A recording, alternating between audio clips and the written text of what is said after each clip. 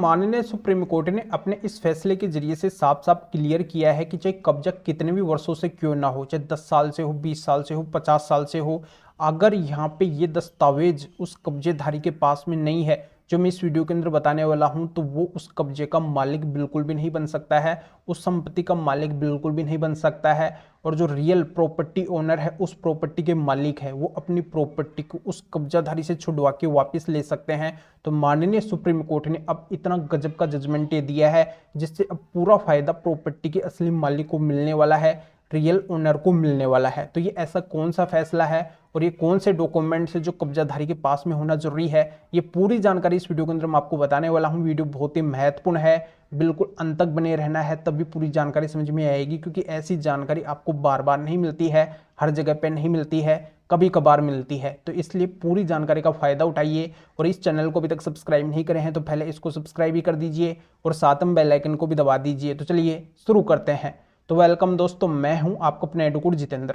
दोस्तों, आज के समय के अंदर कब्जाधारी की दादागिरी बहुत ज्यादा बढ़ गई है। वो अपने आप को उस प्रॉपर्टी का असली मालिक समझने लगता है। उस प्रॉपर्टी के ऊपर अगर आके वो बैठ गया है तो पूरी दादागिरी लगाता है। वो प्रॉपर्टी के जो असली मालिक है उनको कुछ भी नहीं समझता है, उनको बोलता है कि आपको जो करना है वो कर लो, आप मेरा कुछ भी नहीं बिगाड़ सकते हैं।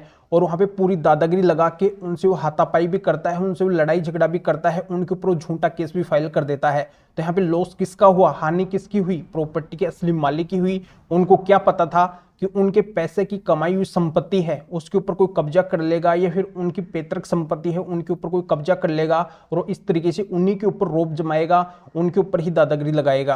तो अब माननीय सुप्रीम कोर्ट ने एक ऐसा जजमेंट दे दिया है जो कब्जाधारी है उसकी रातों की नींद उड़ने वाली है और उसकी जो भी दादागिरी है वो अब नहीं टिकने वाली है। उसकी पूरी की पूरी हैंकड़ी निकल जाएगी, क्योंकि उसके पास में अगर ये दस्तावेज नहीं है तो उसका कब्जा निरर्थक पाया जाएगा, अमान्य पाया जाएगा, इनलीगल पाया जाएगा और उसको उस कब्जे को हर हाल के अंदर छोड़ना ही पड़ेगा।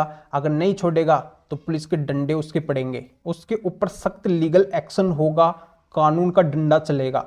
तो यहाँ पे मैं बताने वाला हूँ कि ऐसे कौन से दस्तावेज उसके पास में होना जरूरी है, अगर ये नहीं है तो उसका कब्जा नहीं माना जाएगा। इनमें सबसे पहला दस्तावेज उस कब्जाधारी को कोर्ट के अंदर देना होगा, उसको ये बताना होगा कि उसका कब्जा उस प्रॉपर्टी के ऊपर कौन सी तारीख से है।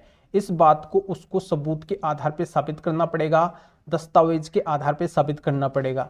एग्जैक्ट रियल डेट उसको बतानी होगी। अगर ये डेट वो नहीं बताता है और यहाँ पे गलत पाया जाता है कि उसने बिल्कुल यहाँ पे रॉन्ग डेट बताई है, गलत डेट बताई है, तो उसका कब्जा वहीं से निरर्थक हो जाएगा, अमान्य हो जाएगा। दूसरा दस्तावेज उस कब्जाधारी को कोर्ट के अंदर देना होगा, उसको ये बताना होगा कि उसके कब्जे की प्रकृति क्या है, मतलब उसने कैसे उस प्रॉपर्टी के ऊपर कब्जा किया है। इस बात को उसको अच्छे से एक्सप्लेन करना होगा, दस्तावेज के माध्यम से कोर्ट को कन्विंस करना होगा। अगर इस चीज का दस्तावेज नहीं है, इस बात को अगर वो कोर्ट के अंदर प्रूफ नहीं करता है तो उसका कब्जा नहीं माना जाएगा। तीसरा दस्तावेज उस कब्जाधारी को कोर्ट के अंदर देना होगा, कोर्ट को बताना होगा कि जिस प्रॉपर्टी के ऊपर कब्जा कर रखा है तो उस प्रॉपर्टी के जो असली मालिक है उनको अच्छे से पता है कि उनकी प्रॉपर्टी के ऊपर एक कब्जा कर रखा है। अब चौथा दस्तावेज उसको कोर्ट के अंदर देना होगा, कोर्ट के अंदर दस्तावेज के आधार पर साबित करना पड़ेगा कि उसका उस प्रॉपर्टी के ऊपर 12 साल या 12 साल से अधिक से कब्जा है। और 5 और अंतिम दस्तावेज को कोर्ट के अंदर देना पड़ेगा, ये साबित करना पड़ेगा कि जिस प्रॉपर्टी के ऊपर कब्जा कर रखा है इस बात का सभी को पता है, ओपनली तरीके से वो कब्जा कर रखा है और उसका कब्जा उस प्रॉपर्टी के ऊपर अविचलित है, यानी कि जो प्रॉपर्टी के असली मालिक है उन्होंने कोई भी लीगली एक्शन नहीं लिया है, उस कब्जे को हटाने के लिए उन्होंने कोई भी प्रयास नहीं किया है। तो इस बात का भी दस्तावेज उस कब्जाधारी को कोर्ट के अंदर देना पड़ेगा।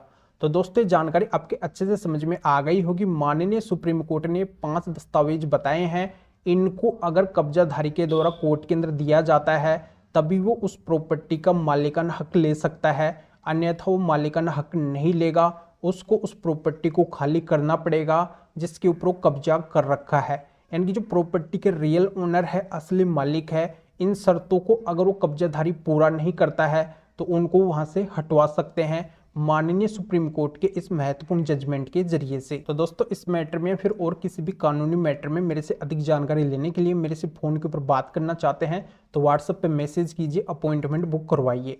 और इस महत्वपूर्ण माननीय सुप्रीम कोर्ट के जजमेंट की डिटेल इस वीडियो के डिस्क्रिप्शन के अंदर दी गई है। अभी आप इस वीडियो को लाइक कर दीजिए और शेयर भी कर दीजिए जो और लोगों तक भी ये जानकारी पहुंच सके। तो वीडियो देखने के लिए आप सभी का बहुत बहुत धन्यवाद।